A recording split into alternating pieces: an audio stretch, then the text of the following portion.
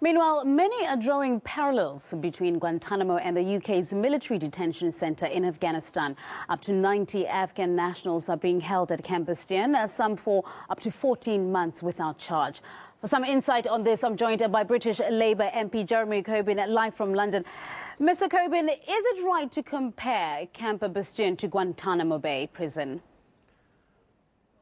Well, the principles are very much the same. That is, that people are collected or arrested as enemy combatants, held for very long periods and not allowed normal judicial process, just as with Guantanamo Bay. And I think that the legacy of 2001 of Guantanamo Bay, Camp Bastion, Bagram, and the extraordinary rendition process is something that's going to live for a very long time. International law has been seriously undermined by Britain and the USA in their behaviour over Afghanistan for the past 12 years. I guess not only international law, but human rights violations in these facilities have also been broken. In Guantanamo, we know that the detainees are starving themselves to be heard. Do we know anything at what's happening with those at Camp Bastion? Well, it's very difficult to find out exactly what is happening there and also what the nationality of some of the prisoners actually is.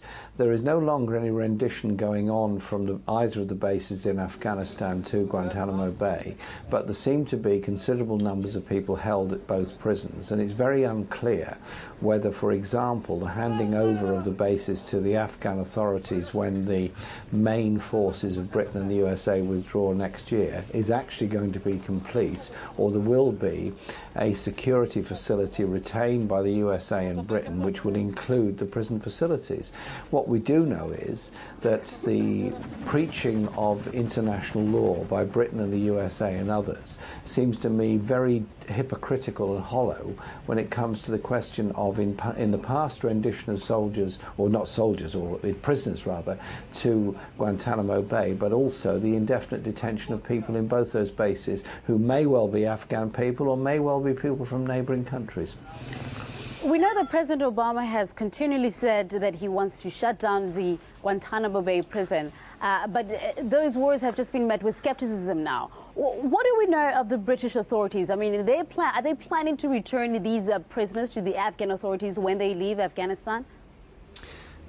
Well, I've had a number of meetings with the British government, and we've raised the issue in Parliament about British nationals who were held in Guantanamo Bay, all of whom have now been released, and British residents. These are foreign nationals with the right of residence in Britain, the most prominent of which is Shakar Amir, who is held still in Guantanamo Bay and on hunger strike at the present time. The official position of the British government is that Guantanamo Bay should be closed down and that all the prisoners should be either put on trial or released. That is their official position. President Obama claimed in his first election campaign he was going to close down Guantanamo Bay. He said as much in his second election campaign, and here we are now 5 years later, it's still up and running. He claims, or his administration claimed, that they can't get it past the House and the Senate in the USA, and that's the problem.